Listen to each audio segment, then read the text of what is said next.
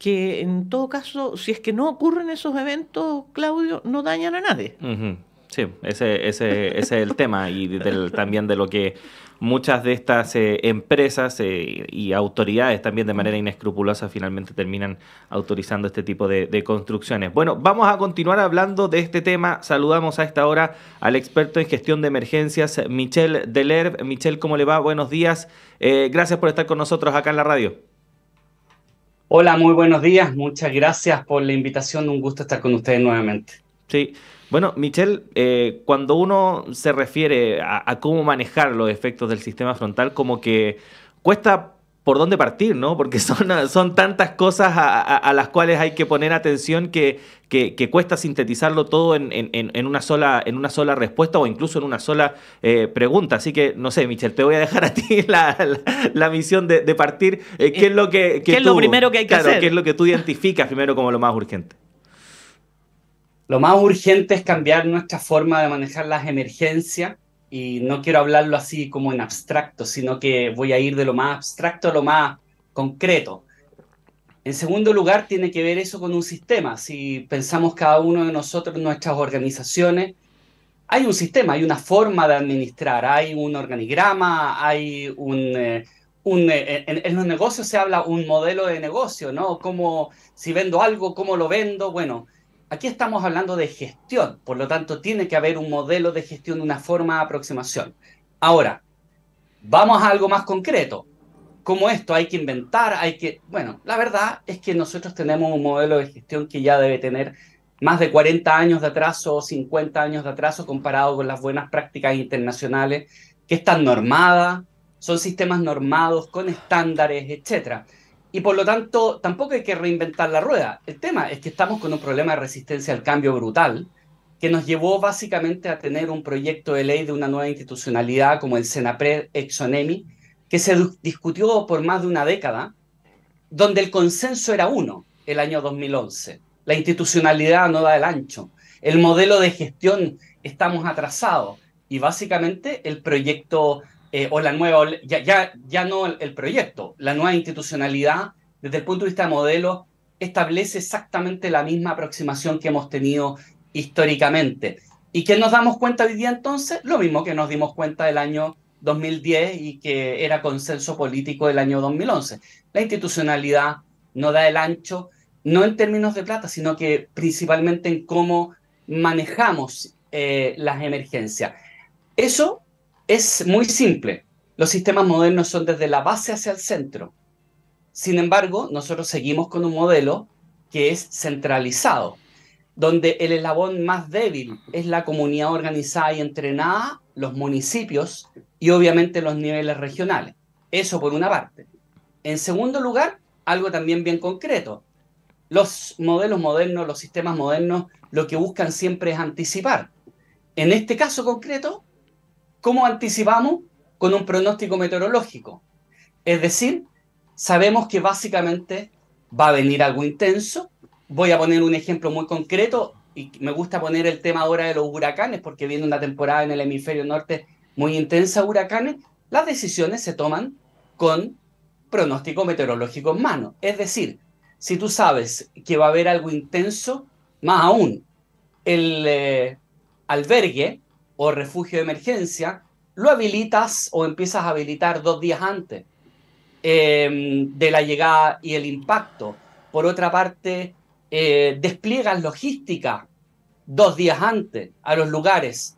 Eh, lo peor que nos puede pasar es que no haya tanto daño como el que podíamos haber proyectado, pero la verdad es que si pasa algo malo, ya estamos ahí. Hemos evacuado a alguna gente con anticipación, etcétera. Pero seguimos con este arrastre y esta inercia que nos lleva a que actuamos sobre el daño y lo peor, sobre el gran daño. Entonces, ahí tenemos un problema sumamente complejo porque no se debe a carencia de conocimiento a nivel internacional, no se debe a una debilidad económica, a no tener acceso a tecnología ni a logística. Estamos derechamente frente a un problema de eh, competencias y saber cómo manejar emergencia. Michelle, son tantas las preguntas. ¿Cómo estás? Buenos días. Hola, buenos días. Son tantas las preguntas que se acumulan a propósito de lo que tú has dicho, porque vemos que en muchas partes del mundo, países desarrollados incluso, que efectivamente tienen otras condiciones, otras normas, hay fenómenos de la naturaleza que han provocado estragos, ¿no? Y uno ve inundaciones Así en es. Inglaterra, en Francia, etcétera, y no es porque ellos no tengan efectivamente las medidas y las condiciones.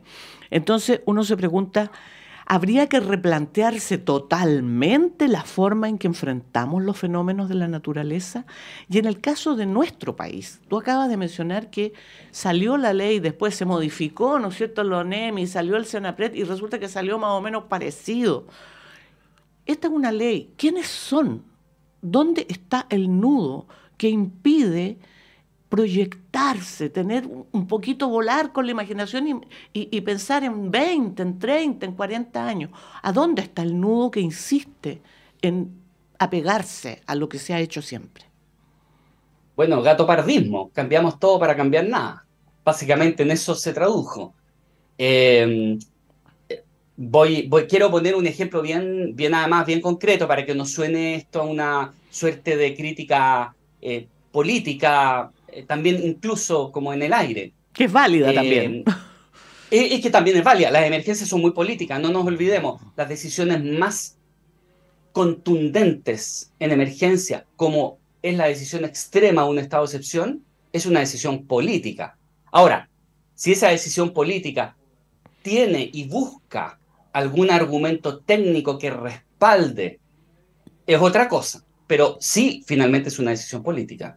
En este caso, por ejemplo, tenemos el año 2012, por ahí aproximadamente, cuando se discutió por primera vez la ley de ONEMI, de la nueva ONEMI. eh, una de las cosas que se rechazó en la Cámara de Diputados y que de hecho generó ese rechazo a que tuviese que haber en el futuro un tercer trámite constitucional de base, eh, fue que la estructura de los COE, los Comités de Operaciones de Emergencia, no fuese aprobada y que se necesitaba otro tipo de estructura. Bueno, hoy día tenemos la misma estructura, pero no se llama COE, se llama COGRID, pero es la misma estructura. Entonces, hay un tema de resistencia al cambio muy importante. Ahora, es cierto lo que tú señalas, lo que pasa es que en términos de la naturaleza, el tema es que nosotros no manejamos la naturaleza. Nosotros manejamos las acciones humanas y cómo el ser humano se adapta a la naturaleza. Vamos a poner un ejemplo catastrófico, Hawái. Hawái tuvimos incendios, tuvimos eso asociado a un fenómeno meteorológico de mucho viento por un huracán que andaba en la zona, se mezclaron esos dos componentes y fue literalmente como que tú estuvieras con un soplete. Bueno, pero ahí tenemos un tema. Uno, a los pocos días, durante la emergencia incluso, se reconoció y hubo un hacerse cargo de dos errores importantes que tenían que ver con la sirena y con los sistemas de alerta a celulares. Tema que no se aprendió y no se implementó de la experiencia de California hace una década y que desde el punto de vista de preparación comunitaria hubo un gran error ahí. Bueno, pero debo decirte que la máxima autoridad de Maui de gestión de emergencia o el director de la oficina de Emergency Management ya no está en su cargo. Es decir, hay accountability, que es responsabilidad y rendición de cuenta.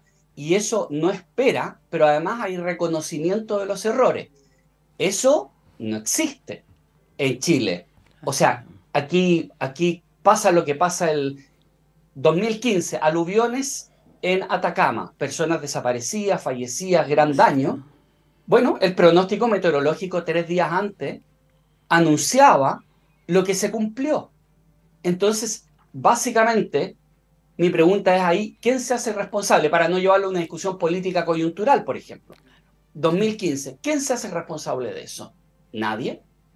Entonces, ahí hay un tema, y eso tiene que ver con gestión, como que si estuviéramos en cualquier organización, un colegio, una empresa, un canal de televisión, una radio, bueno, quien se hace responsable de la administración o la gestión de esto. Entonces creo que ahí tenemos un tema. Ahora, respecto del tema meteorológico, la verdad es que yo he dicho estos días, aprovechando que está Luis Miguel y tratando de no hacer tan densas las conversaciones, Luis Miguel dice, no culpe a la lluvia. Y eso es, porque no lo manejamos. Pero básicamente, nosotros, y quiero ir a la historia, nosotros tenemos experiencias como la construcción o básicamente la estructura humana construida en torno al río Mapocho. Si nosotros siguiéramos el criterio que a mí me preocupa mucho que se está instalando nuevamente, que es que todo lo que se inundó nadie puede vivir ahí, la verdad es que uno debería decir que bajo ese criterio la Alameda no existiría, porque en la Alameda había un brazo del Mapocho, claro. del Mapocho. Y por lo tanto, ¿qué es lo que hizo el ser humano? A partir de la ingeniería, de la planificación, del definir cómo quería su ciudad, lo que hizo básicamente fue canalizar entonces, cortar ese brazo y hacer una estructura que estamos hablando, y pensemos en la antigüedad de esa estructura. Entonces, no estamos hablando de que aquí nuestro problema es económico o es culpa de la lluvia o es culpa del río, es culpa de nosotros cómo definimos. Ahora, quiero señalarte otra cosa. Y obviamente en un momento dado uno dice, la ingeniería no nos da para corregir esto, como podría ser cortar el brazo del Mapocho hacia la Alameda. Pero por otra parte, podríamos señalar económicamente. Quizás no se justifica porque con este mismo dinero podríamos garantizar otro tipo de cosas en otro lugar, pero con gestión social, etc. Pero, pero no, a mí me incomoda mucho esto de que nos enfoquemos tanto en casi culpar a la naturaleza de vulnerabilidades que nosotros construimos a partir de lo que hacemos, pero sobre todo de lo que dejamos de hacer. Sí, hace poco entrevistábamos acá al profesor René Garró y mencionaba eso mismo, de que hay muchos que hay cierta comodidad, ¿no? También en decir, no, es que esto es el cambio climático y al final las cosas Sí. no se hacen. Michelle, ¿qué tanto afecta la centralidad con la cual se aborda la gestión de estas emergencias? Porque todavía uno percibe que las decisiones en general pasan por Santiago, si bien hay comités de riesgo en regiones, etcétera, etcétera. Quien finalmente sale dando la vocería es el subsecretario del Interior de acá de Santiago y el COGRID más importante, por decirlo de alguna forma, se lleva a cabo acá en la ciudad. ¿Qué tanto afecta eso respecto de emergencias que, por ejemplo, ocurren en otras partes de nuestro país? Es sumamente complejo, porque además y aquí voy a meterme al tema también de la gobernanza, al tema político en el buen sentido de la palabra, que tiene que ver con lo que se llama en gestión de emergencias, asegurar la continuidad de gobierno o la continuidad de liderazgo. Cuando tú tienes un sistema centralizado como este, terminas escalando la crisis rápidamente al nivel más alto del liderazgo y la continuidad del gobierno del país. Y voy a poner un ejemplo. Hoy día eso lleva a que desde el primer día, cuando haya una alta exposición de daño, tú terminas con las autoridades más altas del país gobernando para una parte del país a partir de un incidente que es acotado en el tiempo y en el espacio.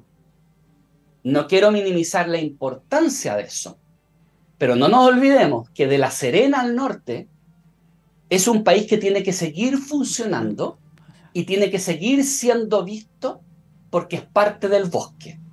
Cuando tú lo llevas al nivel central, generas el riesgo de lo que es básicamente lo que se llama, insisto, la continuidad de gobierno. Por lo tanto, por una parte eso. En segundo lugar, cuando tenemos un sistema centralizado, evitas, entre otras cosas, la ingeniería fina que tiene que ver con lo local. Quien conoce el territorio es el mundo local, es el municipio, es el nivel regional, es el ciudadano es el campesino, y eso hace, entre otras cosas, que el flujo de información en el detalle sea básicamente fundamental y por lo tanto tú puedas empezar a escalar. En el antes, preparación y entrenamiento comunitario. Quiero ir también a lo concreto. La política más pública, históricamente, desde el punto de vista de ONEMI y hoy día Senapred y por lo tanto del Estado, en materia de recursos económicos y esfuerzos. Les voy a decir que este año, si mal no recuerdo, son poco menos de 80 millones de pesos a nivel nacional para todo el año para organización y entrenamiento comunitario. La política más débil que tenemos y que en países desarrollados debe ser la política más potente. ¿Por qué? Porque el primero en actuar antes, durante y después es quien está en el territorio. Y por lo tanto eso es clave y en gestión de emergencias la comunidad organizada y entrenada es una extensión de los equipos profesionales de emergencia. ¿Cuál es el impacto concreto de eso? Es que tú estableces, y te voy a dar otro dato porque quiero irme a cosas bien objetivas. Fíjense ustedes que a nivel internacional en general cuando uno busca los estándares te dicen la subsistencia, tu kit de emergencia, etcétera, por 72 horas. Porque la comunidad organizada, entrenada, involucrada, se busca que se cuide y tenga insumos y preparación para 72 horas. Eso brinda al Estado la posibilidad que tiene durante 72 horas armar su aparataje e ir en respuesta de quienes más lo necesitan en una situación crítica, mientras tú tienes una comunidad que, habiendo sido afectada y dañada, está siendo capaz de funcionar por 72 horas. Entonces, ahí hay un encadenamiento, pero nosotros desde lo político hasta lo operativo somos totalmente centralizados, por ejemplo, con todas las excepciones o mecanismos excepcionales, como es, por ejemplo, abrir la billetera, flexibilizar los mecanismos, establecer una zona de catástrofe, ni siquiera estoy hablando de un estado de excepción constitucional, sino que una zona de catástrofe para que se flexibilicen los mecanismos, eso se firma en la moneda. Y ese es un tema histórico y que aquí en este momento no ha sido diferente porque nuestra institucionalidad se repitió. Pero, ¿por qué no podemos tener flexibilidad administrativa con algún tipo de declaración de zona de catástrofe pequeña primero, en un nivel municipal, en segundo lugar, en un nivel regional, donde hoy día hay una competencia, más allá de la crisis de las fundaciones, que me parece horrendo porque aprovecho de pasar el dato. Esta crisis de las fundaciones impacta tremendamente lo que es la respuesta humanitaria que realizan las fundaciones que trabajan de verdad. Y por lo tanto aquí aquí hay un daño al mundo de las emergencias y las catástrofes por un grupo de personas inescrupulosas. Y por lo tanto, ojo con eso, porque gran labor hacen las fundaciones de verdad, y que hoy día están muy preocupadas porque saben que se les va a burocratizar todo lo que tiene que ver con el tema de la posibilidad de tener recursos para ayuda. Pero ahí tenemos un tema muy, muy relevante en términos del centralismo. Y tenemos esta competencia extraña entre gobiernos regionales y delegaciones presidenciales, donde básicamente esta competencia hace que pareciera que hay ausencia total de eso. ¿Por qué no se puede generar algún tipo de excepcionalidad ahí? No, tenemos que hacerlo entonces básicamente a nivel central. Y termino con esto en esta materia. Hay un tema ahí más grande entonces. Vamos educando a nuestra comunidad a que mientras más grites, mientras más reclames, más rápido va a llegar la ayuda, porque básicamente tu grito tiene que llegar al nivel central. Michelle, son varios los temas, ¿ah? Y tú tocaste el tema de descentralizar de alguna manera, de entregar capacidades no solo decisorias, ¿no es cierto?, sino que también de organización a los municipios, a las organizaciones sociales, a las regiones. El punto, Michelle, es que nuestro país tiene diferencias abismantes en salud, en educación y en todo, justamente porque la diferencia es entre la pobreza que hay entre un municipio de un lugar con el municipio de otro. Y me refiero a la pobreza no solo en términos de los recursos económicos, sino de capacidad técnica, profesional, que hay en algunos municipios o es simplemente nula en algunos municipios, y eso también incide en la capacidad de apoyar a las organizaciones sociales para que creen sus propias redes y sus propios mecanismos. Absolutamente, y por eso que la descentralización en términos sumamente concretos tiene que implicar, por una parte, organización y entrenamiento comunitario, involucramiento, no participación, involucramiento comunitario, fortalecimiento, en el caso de Chile, estamos hablando que a nivel internacional técnicamente se habla de los gobiernos locales, en el caso de Chile son las administraciones locales, como en el caso de los municipios, y ahí tiene que ser con competencias técnicas, facultades y recursos económicos. Porque la verdad es que tenemos problemas en esos tres niveles y por lo tanto no basta uno de ellos. Uno de ellos no va a solucionar el tema. En segundo lugar, esta descentralización debe establecer, entre otras cosas, que la integración y existan mecanismos de integración horizontal, es decir, la posibilidad de apoyos de municipios y municipios en el territorio, por varias cosas. Comparten cercanía, comparten cultura, comparten territorio, comparten aspectos de orden social, comparten incluso lenguaje. Voy incluso a algo muy específico. Voy al tema de la siempre escasez de recursos que siempre va a haber. Vamos a tener múltiples necesidades y no suficientes recursos. Voy a poner un ejemplo muy concreto. En Estados Unidos, tú puedes postular a fondos en el nivel federal, como aquí uno participa de FNDR, etc. Hagamos ese mismo símil en Chile. Yo, municipio, pido fondos a un nivel regional, o en el caso de Estados Unidos, a un nivel federal. En Estados Unidos te pueden entregar esos fondos para algo muy caro. Por ejemplo, voy a poner algo así, un hospital de campaña, por decirte, o 500 cátedras de campaña, etc. Pero el nivel federal lo que hace es que te dice, ok, yo le voy a entregar esto, pero como es algo de alto costo, que yo no tengo la posibilidad de dárselo a todos los condados, aunque postulen, yo le voy a decir a usted que le voy a poner una condición. Yo se lo entrego, pero usted tiene la obligación de que si lo necesita el condado tanto, usted tiene que facilitar e ir en apoyo de ese condado. Integración horizontal. Eso en Chile no existe, y más aún.